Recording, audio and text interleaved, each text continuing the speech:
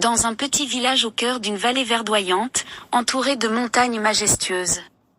Ce village paisible était habité par des gens chaleureux et accueillants, qui vivaient en harmonie avec la nature qui les entourait. Au centre de ce village se trouvait une vieille maison en pierre, entourée d'un jardin luxuriant. C'était la maison de grand-père Émile, un homme sage et bienveillant qui aimait raconter des histoires aux enfants du village. Chaque soir, les petits se rassemblaient autour de lui, impatients d'entendre une nouvelle histoire qui les transportait dans un monde imaginaire. Un soir d'été, le ciel était clair et étoilé. Les enfants se réunirent comme d'habitude près de la vieille maison en pierre. Grand-père Émile s'assit sur une vieille chaise en bois, sous un grand arbre centenaire, et commença son histoire. Mes chers enfants, laissez-moi vous emmener dans un voyage au-delà des montagnes, là où les rivières chantent des mélodies douces et les arbres chuchotent des secrets anciens. Notre histoire commence dans un royaume enchanté, où les rêves deviennent réalité. Il était une fois, dans ce royaume lointain, un jeune garçon du nom d'Alexandre.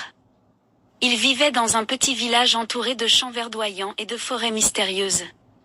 Alexandre était un rêveur, toujours perdu dans ses pensées, imaginant des mondes fantastiques et des aventures épiques.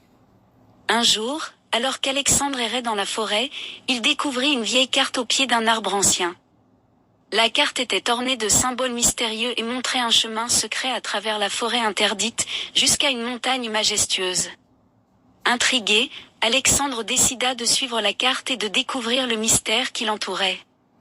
Il traversa des rivières cristallines, escalada des collines escarpées et marcha à travers des prairies remplies de fleurs aux couleurs éclatantes. À chaque étape, il ressentait une énergie magique l'entourant, le guidant vers l'inconnu. Finalement, après des jours d'aventure, Alexandre arriva au pied de la montagne mystérieuse. Là, il découvrit une grotte cachée. Curieux, il pénétra à l'intérieur et fut émerveillé par ce qu'il trouva. La grotte était illuminée par des cristaux étincelants, et au centre, il y avait un bassin d'eau pure. C'est alors qu'apparut une créature magique, une fée lumineuse qui semblait être la gardienne de cet endroit enchanté. Elle expliqua à Alexandre qu'il était le descendant d'une ancienne lignée de gardiens de la nature et qu'il avait été choisi pour protéger l'équilibre entre le royaume humain et le monde magique. Alexandre accepta sa destinée avec humilité et se consacra à sa nouvelle mission. Il apprit les secrets de la nature, communiqua avec les animaux et maîtrisa les éléments magiques. Sa réputation grandit dans tout le royaume, et les gens venaient le voir pour chercher conseil et guérison. Mais un jour, une ombre sombre s'abattit sur le royaume. Un sorcier maléfique, jaloux du pouvoir d'Alexandre, chercha à s'emparer de la magie qui résidait dans la montagne. Une bataille épique s'ensuivit entre Alexandre et le sorcier, mettant à l'épreuve la force de l'amitié, de la loyauté et de la magie. Finalement, avec l'aide de ses amis et de la fée lumineuse, Alexandre triompha du sorcier maléfique. La paix fut restaurée dans le royaume, et Alexandre continua à veiller sur la nature et ses habitants avec sagesse et bienveillance. De retour dans le village, les enfants écoutaient avidement l'histoire de grand-père Émile. Les étoiles brillaient dans le ciel, et une douce brise caressait les visages des petits rêveurs. Grand-père Émile sourit en voyant les étoiles dans les yeux des enfants. « Mes chers, n'oubliez jamais que la magie réside en chacun de vous.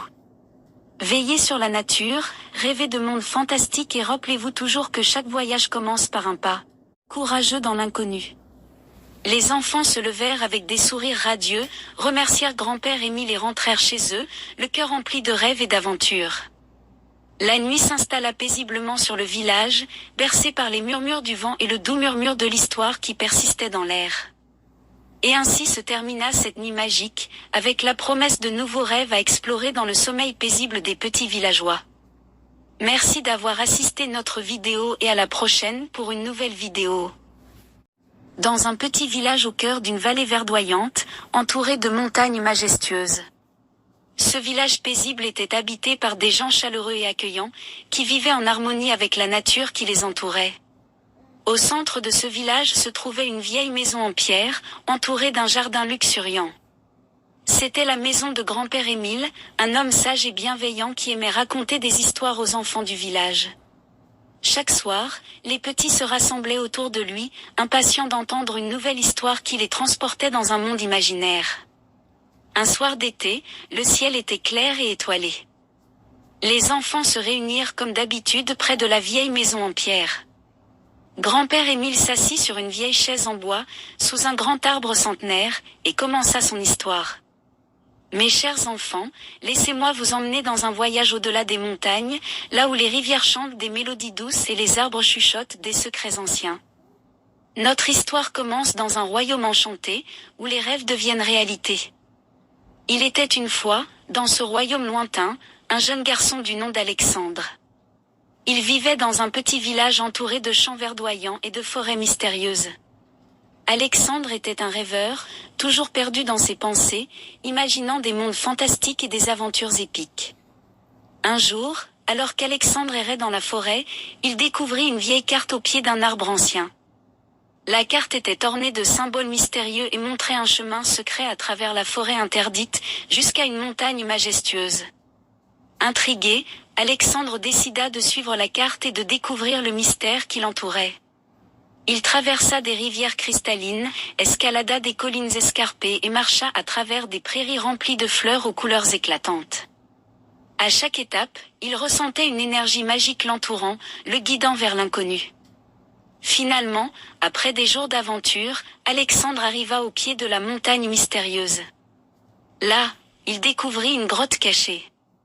Curieux, il pénétra à l'intérieur et fut émerveillé par ce qu'il trouva. La grotte était illuminée par des cristaux étincelants, et au centre, il y avait un bassin d'eau pure.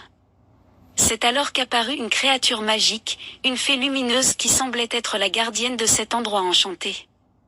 Elle expliqua à Alexandre qu'il était le descendant d'une ancienne lignée de gardiens de la nature et qu'il avait été choisi pour protéger l'équilibre entre le royaume humain et le monde magique. Alexandre accepta sa destinée avec humilité et se consacra à sa nouvelle mission. Il apprit les secrets de la nature, communiqua avec les animaux et maîtrisa les éléments magiques. Sa réputation grandit dans tout le royaume, et les gens venaient le voir pour chercher conseil et guérison. Mais un jour, une ombre sombre s'abattit sur le royaume. Un sorcier maléfique, jaloux du pouvoir d'Alexandre, chercha à s'emparer de la magie qui résidait dans la montagne. Une bataille épique s'ensuivit entre Alexandre et le sorcier, mettant à l'épreuve la force de l'amitié, de la loyauté et de la magie. Finalement, avec l'aide de ses amis et de la fée lumineuse, Alexandre triompha du sorcier maléfique. La paix fut restaurée dans le royaume, et Alexandre continua à veiller sur la nature et ses habitants avec sagesse et bienveillance. De retour dans le village, les enfants écoutaient avidement l'histoire de grand-père Émile. Les étoiles brillaient dans le ciel, et une douce brise caressait les visages des petits rêveurs. Grand-père Émile sourit en voyant les étoiles dans les yeux des enfants. Mes chers, n'oubliez jamais que la magie réside en chacun de vous.